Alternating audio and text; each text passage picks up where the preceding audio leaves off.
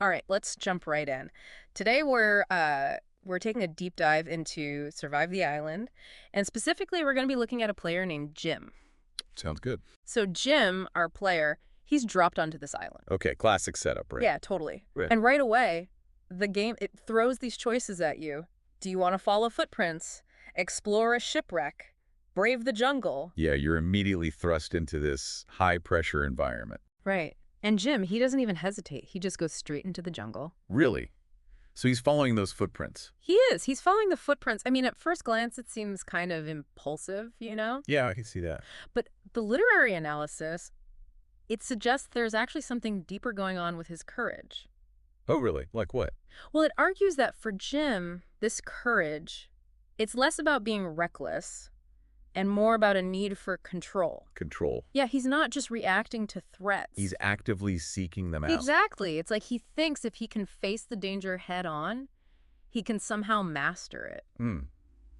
That's a really fascinating take.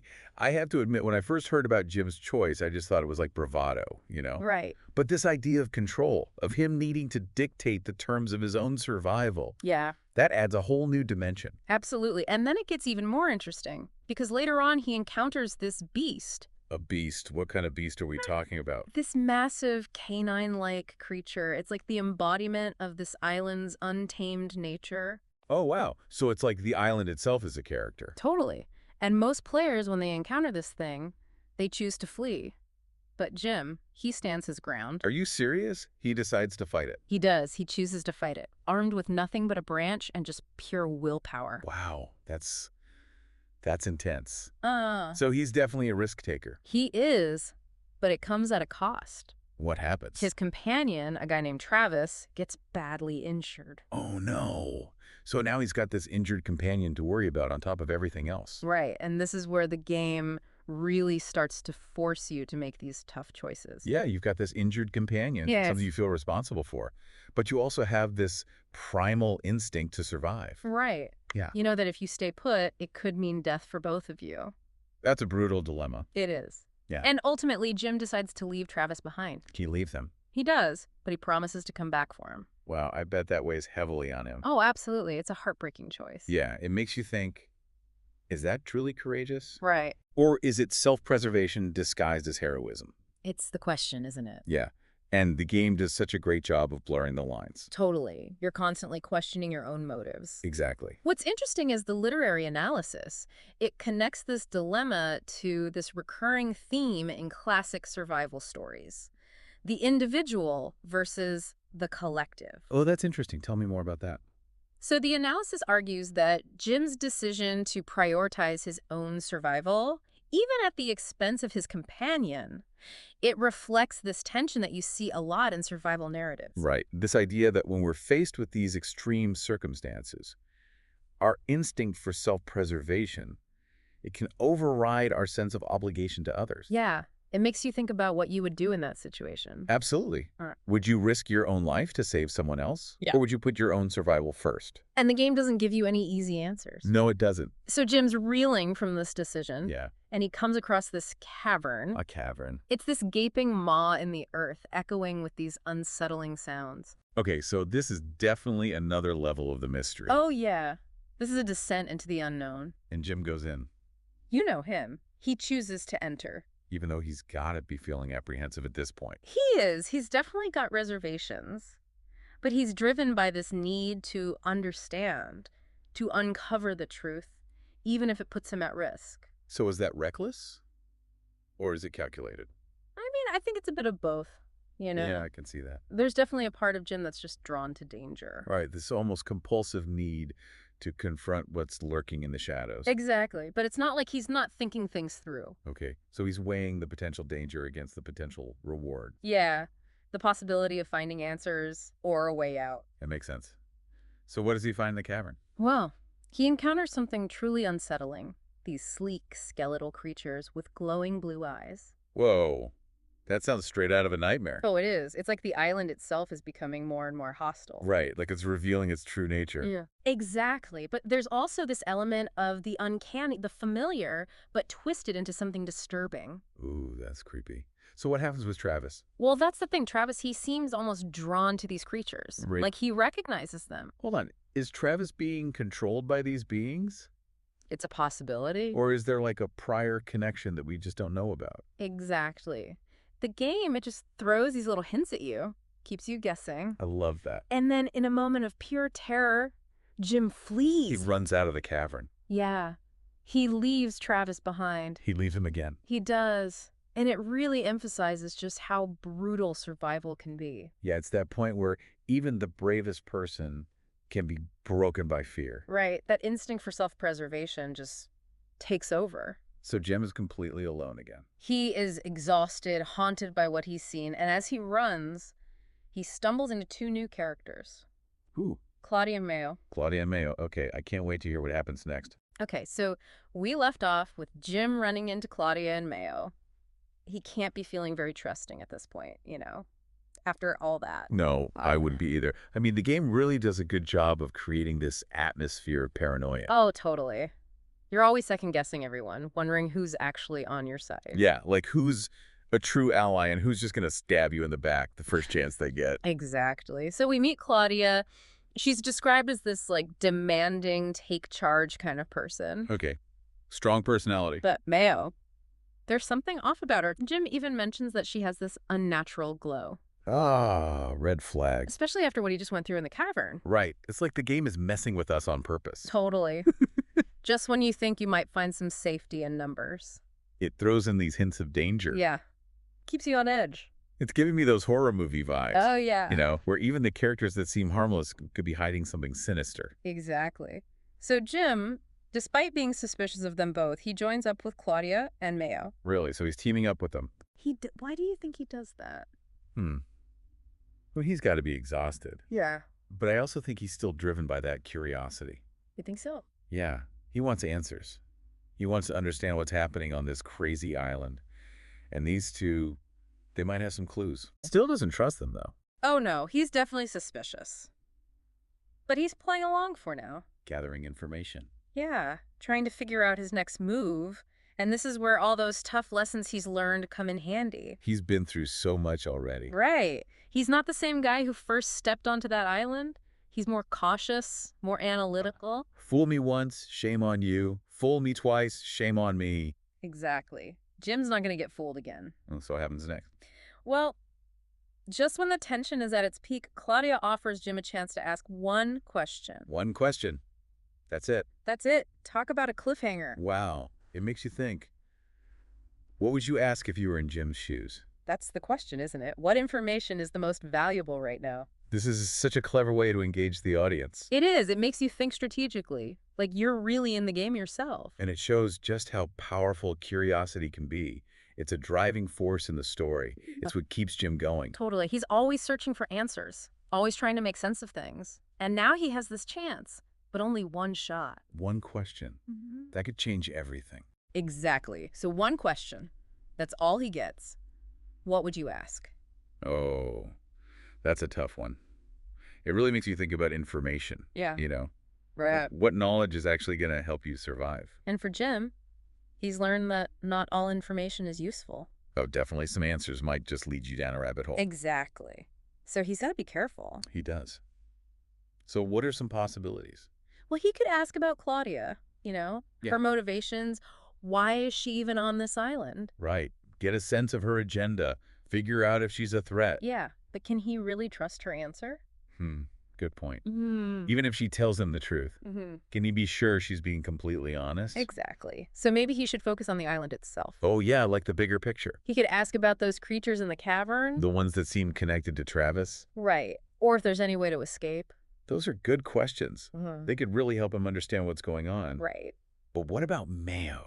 Oh, yeah. There's something so strange about her. I know that unnatural glow. And Jim feeling like he's met her before. Right, like she's the key to the whole mystery. It's like she embodies the island's secrets. Maybe the answers Jim's looking for. They're not with Claudia. They're with Mayo. It's frustrating, though. You know, he has this one chance. To get some real clarity. Yeah, and he might miss it because he's so focused on just surviving. That's a really interesting point. It's like he's so caught up in the moment to moment Right. that he's losing sight of the bigger questions, the deeper meaning of it all. Which brings us back to that literary analysis. The one that talked about Jim being kind of blind to the underlying themes. Exactly. Like he's just reacting to things instead of truly understanding them. Maybe that's the real challenge of the game. What do you mean? Well, it's not just about surviving. It's about looking beyond the surface. Oh, I see what you're saying. Like questioning your assumptions. Right, thinking about all the different layers of meaning. So what's the right question then? Is there even a right answer? Yeah, I mean, that's what I keep coming back to. What should Jim ask? You know what I think? What? I don't think there is one right answer. Really? The game, it thrives on ambiguity. That's true. It's all about those open-ended questions. Yeah, the ones that make you really think and debate. And that's what makes this deep dive so interesting. Totally. It's not just about analyzing Jim's choices. It's about looking at our own decision-making. Exactly. Yeah. How would we approach these problems? And realizing that sometimes the most important questions, they don't have easy answers. The ones that really challenge us. Those are the ones that lead to real insight.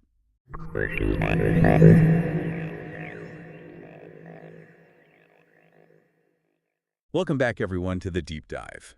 And specifically, we'll be focusing on Cowin's journey. It's been a wild ride so far, hasn't it? Absolutely. We're 8 chapters in, so we're right at the halfway point. That's right. The perfect time for a deep dive to analyze his chances of making it to the end. Exactly.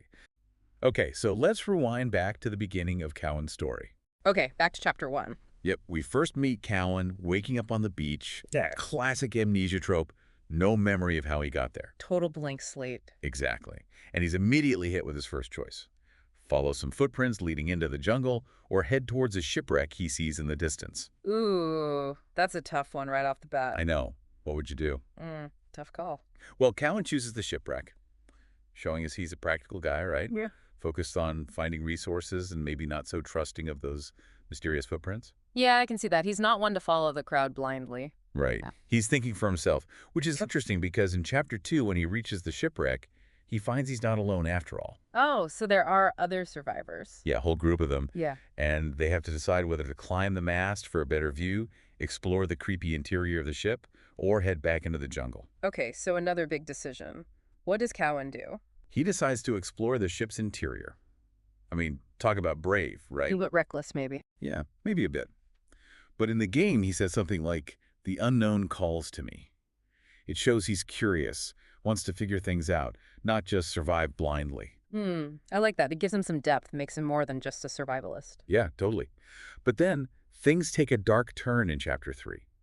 He gets caught in this crazy supernatural storm, the ship starts sinking, and then this shadowy figure appears and brands him. Whoa, hold on. Brands him? What do you mean? Yeah, like literally burns a mark on him with the words, "You've been marked as mine." Chills. Literal chill. Right.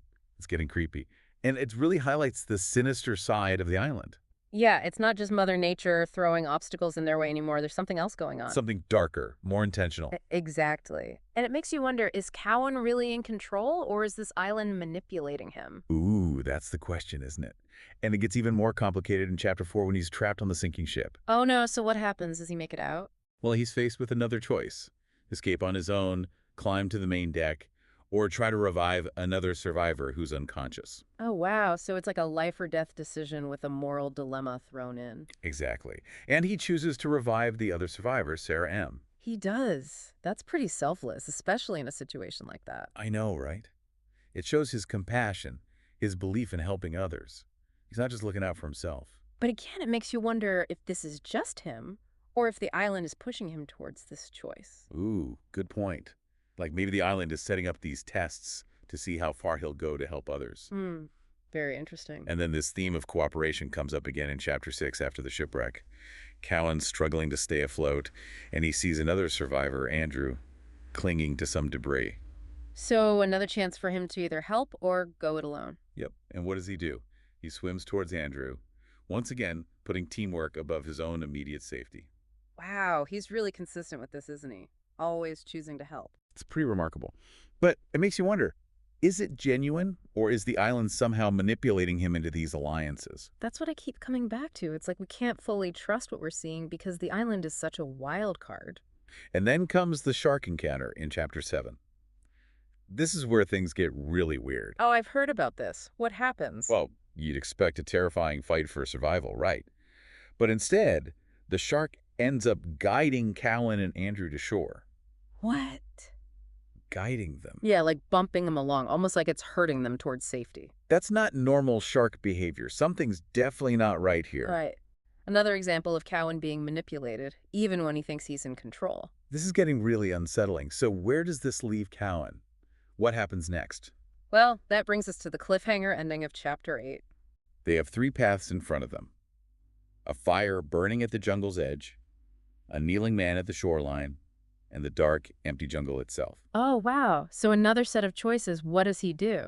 Yeah, let's start with the fire at the jungle's edge. Okay, fire. Fire usually symbolizes warmth and safety. Right, like a beacon of hope, maybe even a sign of other survivors. Exactly. A potential for a new alliance. What fire can also be dangerous, right? Unpredictable. Oh, definitely. It could be a trap set by another group, or even, Or even a lure orchestrated by the island itself. Ooh, yeah, those whispers Cowan keeps hearing. Maybe they're drawing him towards the fire. That's creepy. What if the island is using the promise of safety to manipulate him? Right, like a spider web luring him in. Okay, so the fire is a bit of a gamble, high risk, high reward. I'd say so. Okay, what about the next option, the kneeling man at the shoreline? Now this one is really unsettling.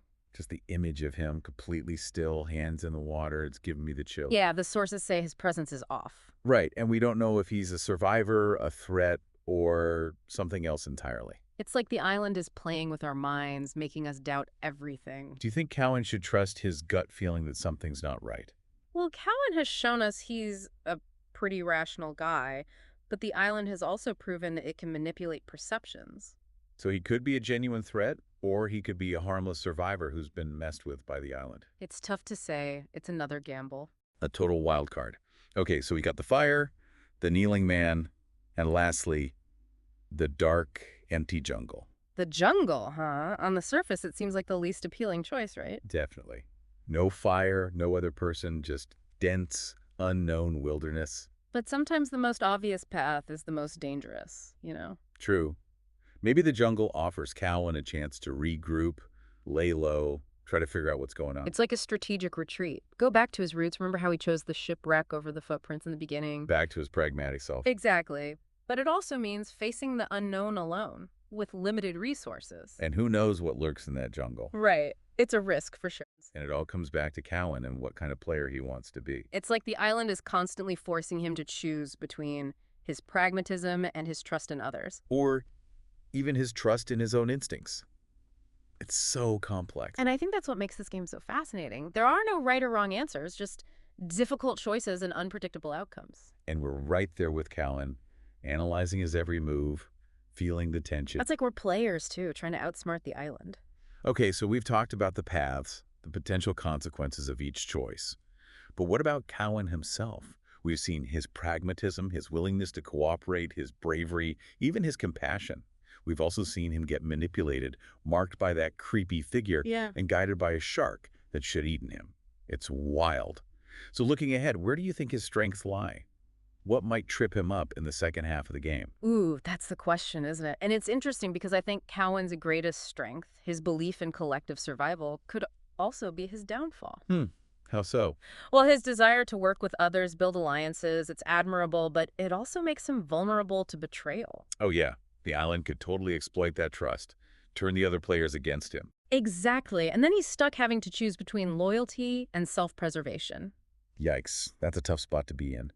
The whispers, the shark, it's all designed to mess with his head, make him doubt his own judgment. Exactly. And if he starts making irrational choices, he's in trouble. So how can he possibly win if the island is always one step ahead, manipulating everything? That's the million-dollar question. And Yeah. it's what makes this game so captivating. We're all rooting for him, but we also know the odds are stacked against him. We're right there with him, experiencing the tension, the uncertainty. It's like a metaphor for life, you know? Oh. We make our choices, try to navigate challenges, but sometimes it feels like forces beyond our control are shaping our destiny. Absolutely.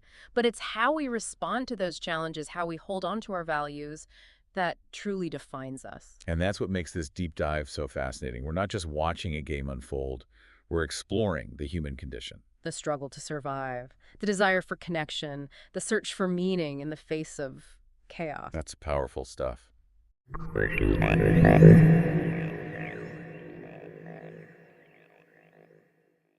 So we're following Mayoli, right? One of these players thrown onto this crazy island. Right into the action. And even in the early chapters, her personality just shines through the way she approaches things. Like right away. Yeah, chapter 1, she wakes up on the beach and boom, heads straight for the jungle. Smart move. Right. Water, shade, observing others from a safe distance. She's already thinking strategically. Instead of just panicking, right? Absolutely, very level-headed. And then in chapter 2, she could just, settle in a spot that seems safe, but nope. She's like, we got to explore, secure those resources. Doesn't want to just get by. No, she's a planner. Definitely Yeah. someone who assesses risks. Thinks ahead. Yeah, even under pressure. I mean, come on. Wouldn't you want her on your team if you were stuck on a deserted island? Oh, absolutely. That's the kind of person you want around in a crisis. For sure. But then things start getting a little weird, like island weird. It takes a turn. It does. Like the storm, remember? And that eerie silence in the jungle, the creepy cave. Right, almost like the island's alive. And then there's the obsidian labyrinth. 4 paths, each one more unsettling than the last. The descriptions are, wow, just downright creepy. Oh, yeah, and it's interesting how Mayoli reacts to this. Right, because she's facing something that seems, supernatural, but she doesn't totally freak out. No, she still tries to apply logic, even to this totally illogical situation. Yeah, like when she chooses the shifting wall path, she calls it the best of 2 bad options. So she's still trying to stay in control. Right, finding the least awful choice. Trying to make sense of it. I wonder, do you think she's holding on to that logic like a lifeline? Oh, I think so. It's got to be a way to cope with all the craziness, right? Yeah, the fear, the uncertainty, especially because, let's not forget, the game creators intentionally designed this island to mess with the players' heads. Absolutely, it's psychological warfare. Totally. And all that inner turmoil, that battle between logic and emotion, it really comes to a head in Chapter 5 with the shifting wall itself. Things get intense. Oh, yeah. She's trapped, her friends are gone, and the labyrinth, it's like it's messing with her mind. Right, and in that moment, with all that pressure, her reaction, well, it's surprising. It is. She closes her eyes and waits. Not exactly what you'd expect from a survival expert. No, it's not like running or fighting, it's just stillness. It's interesting, though. What do you make of that? Was it surrender? Or something else? Well, we've talked about how Mayoli thrives on control, right? Totally, she wants to be in charge. But here, she's in this impossible situation. Where nothing she usually does is working. Exactly. Her logic, her planning, it's useless. So she chooses to wait. Observe, conserve energy. Maybe it's not giving up control completely. Maybe it's realizing that sometimes you need a different approach. Like sometimes the most strategic move is to just pause. Exactly. It's subtle, but it's a real shift in her mindset. She's adapting. Not just to the physical challenges, but the mental ones, too. It's like the island's forcing her to grow. And that's where things get really interesting. Oh yeah, I can't wait to dive into that. And we can't forget, she's not alone, right? Oh, yeah. Other players are a huge factor. Each with their own, agendas. Their own survival strategies, their own personality. And those interactions, they totally shape her journey, too. For sure, we see glimpses of that, like with Chris and Jill in the cave, or that tense moment with Graham at the lighthouse. Right. Even the brief encounters, they matter. They all add another layer to her story. And those relationships, they bring up this theme of, competition versus cooperation. Right. Do you work together or look out for yourself? The game forces you to choose, right? Alliances or self-interest. And those choices, they have huge consequences. And not just for you, but for everyone else. The whole narrative shifts based on those decisions. It's like the island's a giant social experiment. It is. How do people behave under pressure? When the stakes are that high. Do they band together or tear each other apart? But it's also a reminder that even in this fantastical setting, it all comes back to human nature. Right, the need for connection. But struggle for trust. Self-preservation versus compassion. Those are things we all deal with, Whether we're stuck on an island or not. Totally. But we can't forget the island itself, right? Oh, it's definitely more than just a backdrop. It's practically a character. It's got this air of mystery, the sense of danger. And these weird supernatural events, they keep happening. It's like it has its own agenda. Totally. Yeah. It's described as having this whole history. Unresolved events, curses, who knows what else is lurking around. It's both beautiful and terrifying. Alluring and menacing. It makes you question what's real, you know? Absolutely. It plays with your perceptions. Like it has its own personality. It tests you. It pushes you to your limits. Mentally and physically. You could say surviving the island itself is the ultimate challenge. And it takes more than just, brute strength or being clever. Right. You need adaptability. Mental resilience. And maybe most importantly, this willingness to let go. Of control. Yeah, and trust your instincts. Embrace the unknown. Which brings us back to Chapter 6, that cliffhanger. Oh yeah, things are getting intense. Remember the sky? Yeah, it was acting super weird. The island felt even more menacing, like something was about to happen. And Mayoli is, well, she's pissed. Done with being manipulated. She makes a huge decision. Decides to climb down that cliff. Towards the water. It's a reckless move, a big risk. What's driving her at this point, you think? I think it's everything she's been through. The danger? Yeah. The manipulation? The loss of control. Yeah, it's all building up. Instead of backing down, she pushes forward. Even though it could be even more dangerous. She's embracing that uncertainty. And then, in Chapter 7, she makes another big choice.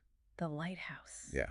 Not because it's logical, but because of a feeling. A gut instinct. This is huge for her, right?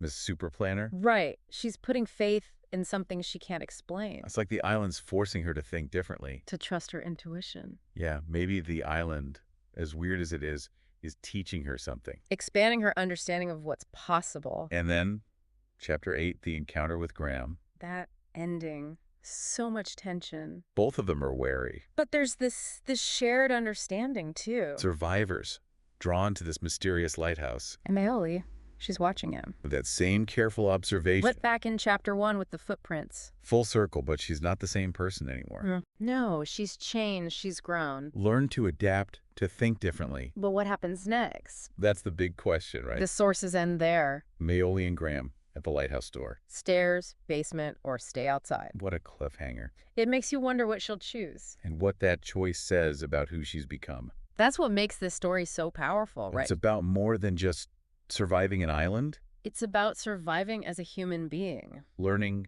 adapting, trusting yourself. Embracing the unknown. Makes you think, huh?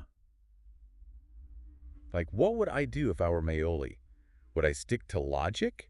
Or would I just, lean into all the weirdness and go with my gut? I know, right? Yeah. It's like the island is this mirror, It makes you look at how you deal with uncertainty, with risk, with the unknown. And that's what makes this deep dive so fascinating, I think. Totally. We're not just talking about what happened in the story, we're analyzing it. Yeah, Mayoli's choices, how the game works. Even thinking about how we would react. Really shows the power of interactive storytelling, don't you think? Yeah. Oh, absolutely. Survive the Island. It's not just something you watch, it's something you participate in. It makes you think critically about every choice, every decision. Uncertainty, the need to adapt. And Survive the Island lets us explore that, but in this safe, fictional way. Like a thought experiment, but it's real. Yeah, it's a way to test yourself, your ability to make decisions. See how resilient you are? Your capacity for empathy, for understanding others. And it does it all in a way that's both entertaining and makes you think. Which is pretty rare, I think. It is. And it shows how storytelling is changing. We're not just passively watching anymore. We're participating, we're co-creating. The experiences are personalized. And Survive the Island is a great example of how technology can do that. Blur the lines between what's real and what's not. But ultimately, it's still about human nature. Yeah, Mayoli trying to stay in control when everything's chaotic. A relationship with logic and intuition. How she interacts with other players. Their motivations, their desires. It's something we can all connect with. Definitely. We've all been there in some way. It reminds us that even when things seem impossible, when we're facing the unknown, the human spirit, it's strong. We find ways to adapt, to connect. To navigate this crazy thing called life. Both in the game and in reality. It's a powerful message. One that stays with you. So as we wrap up this deep dive, let's go back to that final image. Mayoli and Graham at the lighthouse door. Faced with a choice. That's going to change everything. We've seen how she's changed throughout the game. How she's learned to trust her gut. To let go of control a little. And now, the big question. Which path will she choose? And what will that tell us about who she's become?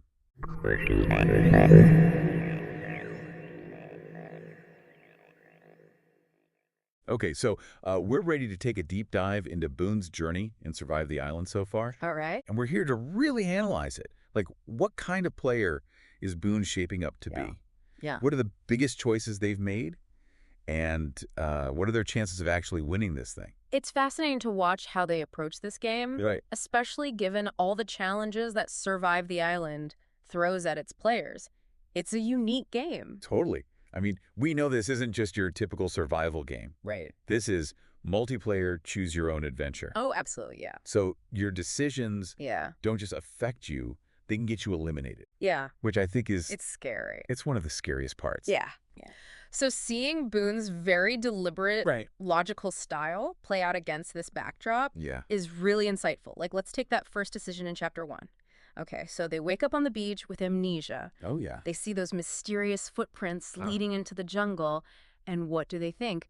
Nope, not happening. I mean, such a good point. Right. Most people's instinct in a survival situation, Especially with amnesia. yeah, you have amnesia, Yeah.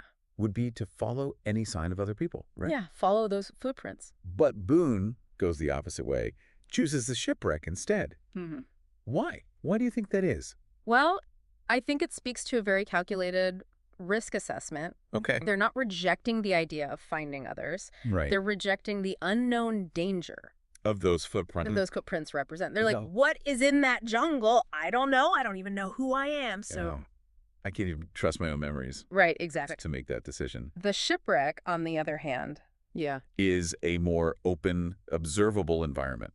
okay, It's a strategic choice. makes sense. It prioritizes gathering information and minimizing that immediate risk. Yeah, so smart, so smart.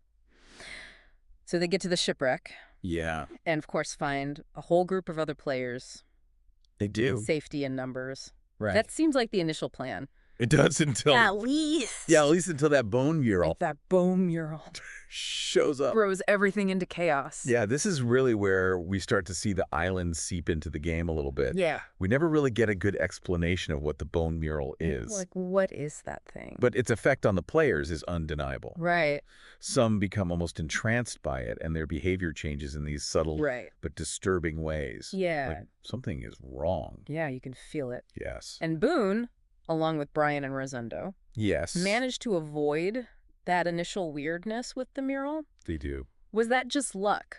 Or was there something more to it? Like, why them? It's hard to say for sure, Yeah. but if we look at Boone's actions, Okay. they're consistently cautious, Oh. observant, Yeah. not rushing into things, Right. taking their time to assess and analyze.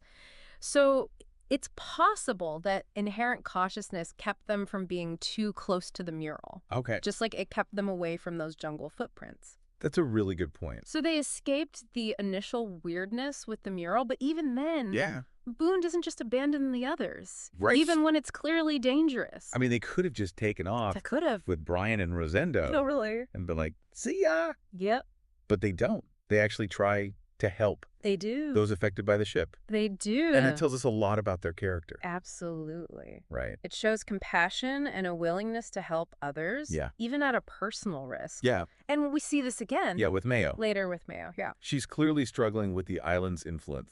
This is. Acting erratically, Yeah. Boone could easily just distance themselves. Yeah, just be like, Mayo's on her own. Yeah, like, that's weird, I'm out. But they don't. They They don't. try to understand what's happening and try to help her. And that is classic horror movie fashion. Yes, in classic horror movie fashion. Backfires spectacularly. Oh, it does. Mayo transforms It will. into something. Something else. Yeah, it's terrifying. It's so scary. And in the process of trying to help, Boone gets burned. yes, badly burned. So now what would you do in that situation? You're hurt. You're scared. You're on a hostile island. On a hostile island. Yeah. Honestly, probably panic. Yeah, me too. But Boone doesn't.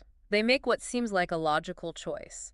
Okay. Head to the ocean to treat the burn. I mean, that seems logical. Right. Salt water cleans the wound. Except this is where the island reveals its true nature. Dun, dun, dun. The ocean, which should be neutral, Yeah. even soothing, Right. becomes a source of agony. The water doesn't help the burn. No, it makes it worse. It intensifies it. And then, And then that laughter. ugh, give me chills. It's terrifying. And it wasn't just in Boone's head. It wasn't. Right? Like, they weren't hallucinating. No, the island was literally mocking them. Yeah. It's a direct confrontation. It's like the island is saying, all your logic, Yes. your careful planning, It's meaningless. it means nothing. Against the island's will. Yeah, and then Things get really bad. things get really bad. A figure rises from the water. Oh, no. Something once human, but now. Huh. It tells Boon, Oh. you won't resist for long. Oh, my gosh. And then What happens? the sand erupts. Hands drag Boon under.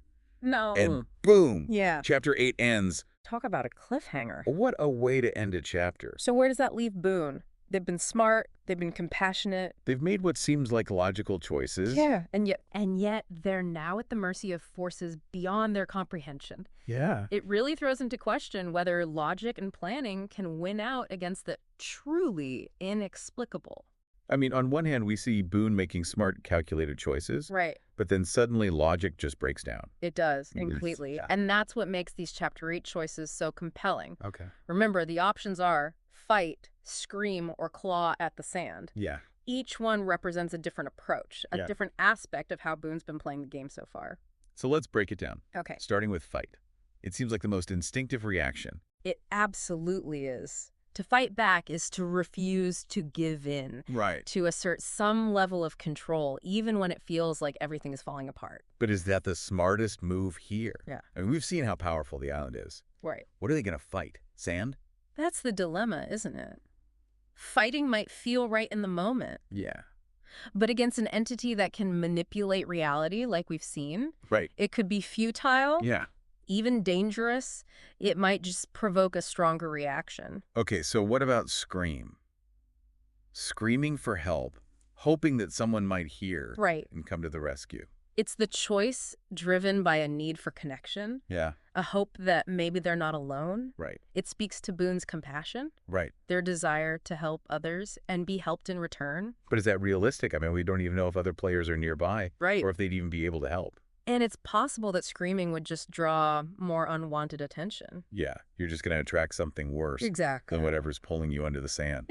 Okay, so the last option is to claw at the sand. Yeah. It doesn't sound as immediately satisfying as fighting back or calling for help, No, not really. but it might be the most in line with how Boone has approached the game so far. Okay. It's about finding a foothold, literally and figuratively. Yeah. It's about buying time, assessing the situation, trying to find a way out, Right. even when it seems impossible. It's also the option with the most potential for strategic thinking. Right. Like if they can stabilize themselves, maybe they can think more clearly. Mhm. Maybe they can figure out what's happening and how to escape. And that's the key question, isn't it? Can Boone, even in this moment of absolute terror, Right. hold on to that thread of logic and strategy that has defined their gameplay so far?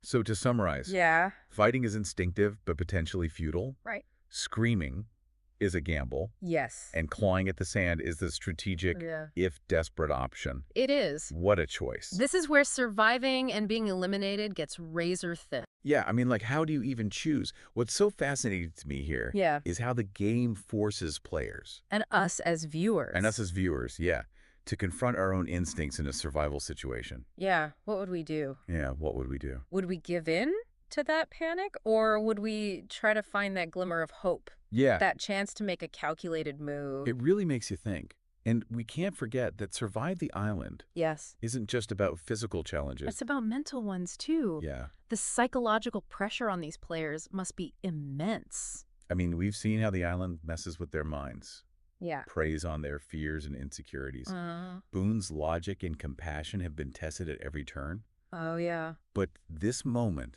in Chapter 8, this might be their breaking point. This could be it. Okay, so we've looked at the choices, we've talked about the mental and physical challenges, Yeah. but let's get back to what everyone wants to know. Yeah. What are Boone's chances? What are Boone's chances of making it off this island alive? Honestly, tough to say. Yeah. Up to this point, they've made smart choices, Right. shown resilience and compassion, but the island is becoming increasingly aggressive. Yeah. And that encounter at the end of Chapter 8, it Yeah. felt like a turning point, like the island is saying, enough playing by the rules. So are their chances slim?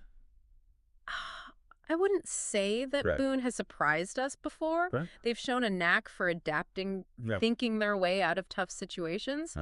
But the island is a powerful adversary, It is. one that doesn't play fair. Right. The odds are definitely stacked against them. That's a sobering thought. Yeah. But before we get too gloomy, Yeah. what, in your opinion, would give Boone the best chance of survival going forward? If I had to pinpoint one thing, Okay. it would be this. Boone needs to find a way to understand the island, Okay. figure out its rules, its motivations, its Yeah. weaknesses. Right.